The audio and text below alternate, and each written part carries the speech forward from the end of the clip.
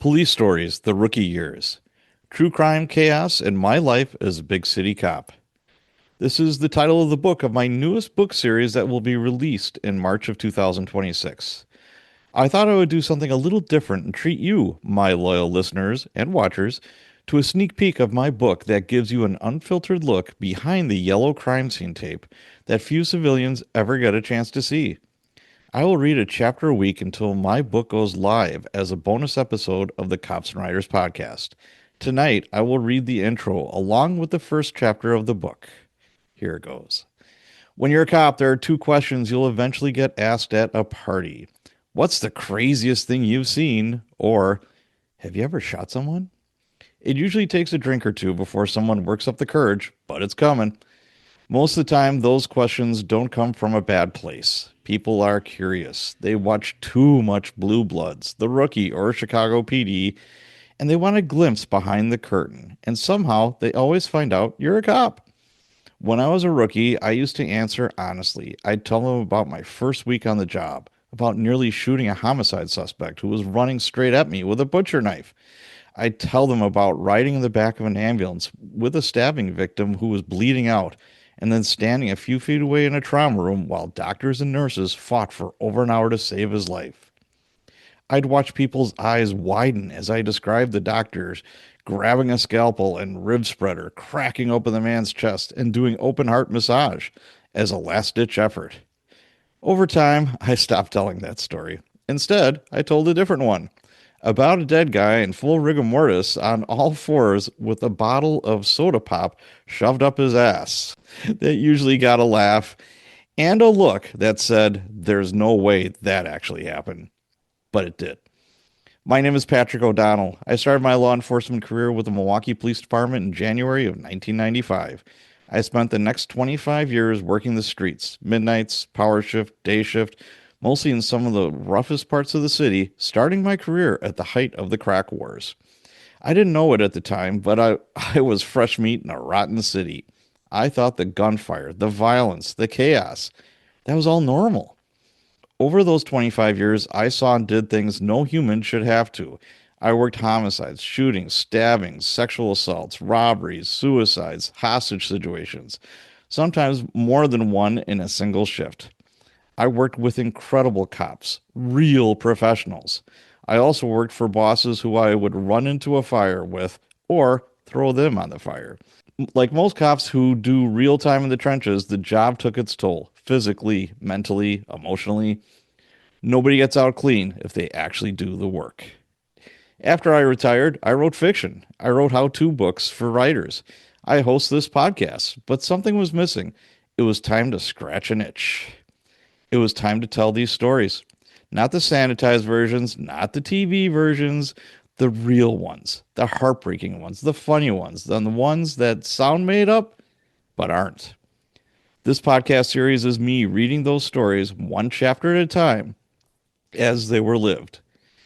All the stories you're about to hear are true. Names and locations have been changed to protect the innocent and not so innocent. If a story isn't mine, I'll let you know. These stories are about the men and women who showed up every night and day. They laughed, cried, bled, and somehow made it through, or didn't.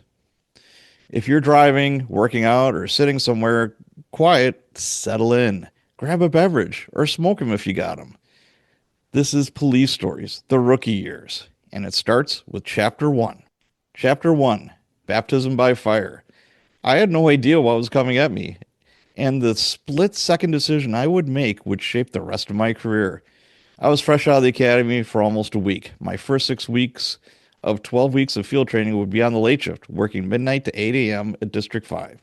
My new FTO, field training officer, was Reggie. Reggie grew up in the roughest part of town and should have run for mayor. Everybody from saints to sinners knew him. He could talk a mile a minute and had a great deal of patience with rookies like me. I didn't know it, but working overtime every day was his way of testing me, seeing if I could handle working 10, 11, 12, or sometimes 23-hour days, and come back for more with a smile on my face. I did it because I thought those were our normal work hours. It was an unusually hot summer in Milwaukee. Tempers and violent crime were also on the rise. Hot weather brought out the crazy in people, and crime would spike when the mercury went up. We were assigned to the wagon, Squad 95R. The wagon was a big van, and our primary mission was to back up cops and transport arrestees when they were combative. We were also sent to 911 calls for service when the regular squads were busy on an assignment. If another cop called for help on the radio, we would be there ready to deal with Joe or Jane combative. As we responded to these calls, Reggie would defy the laws of physics with his driving as I held onto the door handle for dear life as the red and blue lights flashed and the siren blared. On more than one occasion, we had the wagon on two wheels. I'm amazed that we never flipped it on its side. After about a week, I was getting acclimated to Reggie and his driving. We had a busy night, and it was 7 a.m. Reggie smiled at me and said, "Hey man, I'm beat. I think we'll secure on time today. Cool?" I was jumping up and down inside with joy, thinking about going to bed after eating a normal breakfast at home and sleeping 8 hours made me giddy. Of course, I didn't let on and played it cool. Hey, you're the boss. This is your ship. I'm just a passenger. I should have known better as the radio came to life. A baritone voice boomed over the single speaker that was mounted under the dashboard. Squad 95R. Reggie rolled his eyes as he picked up the mic. Somehow he knew this would not be good. Squad 95R, go ahead. Dispatcher. Sorry to do this to you guys. I thought to myself, nothing good comes from a dispatcher apologizing for a call he's about to give you. The dispatcher continued. I'll find squads to come along with you and a boss. Start heading to the stabbing, 1600 North 12th Street. Caller states 2 subjects got into a fight and 1 subject stabbed the other with a butcher knife. MFD responding. Reggie let out a deep sigh. So much for going home on time. He keyed the mic. 10-4 on the stabbing. Any description or direction of travel for the stabber? About a minute went by as Reggie weaved through the morning traffic with no siren blaring. Just the red and blue lights on before the dispatcher responded. He didn't want to announce to the bad guy that we were coming. Squad 95 and any squads in the area. The subject wanted for the stabbing that occurred 5 minutes ago at 1601 North 12th Street is a black male, early 20s, 6 foot, thin, wearing a white t-shirt and black jeans. He's armed with a butcher knife and was last seen fleeing northbound on foot from location. KSA 536. Reggie cut the emergency lights and slowed down the wagon about 2 blocks from the location of the incident. Before I had time to think, he pointed at a subject running north on the sidewalk towards us, carrying a large butcher knife. There he is! I jumped out of the wagon, drawing my Glock at the same time. I was planted in a good shooting stance on the sidewalk as he was coming at me with the butcher knife, and I yelled, "Stop, police!" We went through this scenario multiple times in training, but now it was the real thing.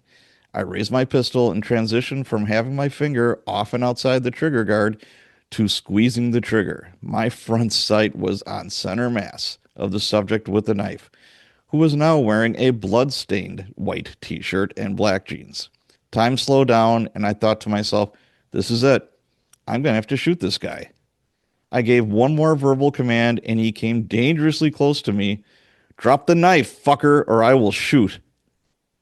The subject stopped dead in his tracks about 15 feet from me and dropped the knife. I repositioned my trigger finger off and outside the trigger guard of my pistol as I let out a sigh, keeping the front side on the subject. Get on the fucking ground. Reggie swooped in and handcuffed the subject. We both brought him to the back of the wagon, and Reggie searched him before putting him inside the wagon. I tried my best not to shake, but couldn't control myself. Reggie laughed, noticing how shook up I was. Just so you know, usually they run away from us, not towards us. I regained control of myself and nodded in agreement. Right. They run away, not towards us. Reggie gave me a look of approval. By the way, nice job. If you had killed that guy, we'd be here all day. More cops showed up and a sergeant. They secured the original crime scene and brought in paramedics that were staging. We stood by with the knife on the ground and the suspect in the back of the wagon. Our sergeant and the lieutenant from homicide came over to us and got the story. Reggie did the talking, briefing them on what transpired. Our sergeant instructed Reggie to drive the guy I almost smoked downtown and for me to ride in the med unit ambulance with the victim. He then paused and looked at me seriously. Get a dying declaration if you can. The paramedic said he probably won't make it. You do know what a dying declaration is, don't you? Without hesitation, I responded, yes, sir, I do. As I ran to the med unit that was about to leave, I thought to myself, I think I know what that is. We talked about it one day in a class in the academy. I jumped in the back of the med unit as it was about to take off. Two paramedics worked on the guy whom they had strapped to a yellow blackboard that was on the cot. They had an IV in each arm, and one was squeezing the clear saline bag by hand, and they had his feet elevated. His partner was injecting him with different drugs and monitoring his ever diminishing vitals. I knew that wasn't a good sign.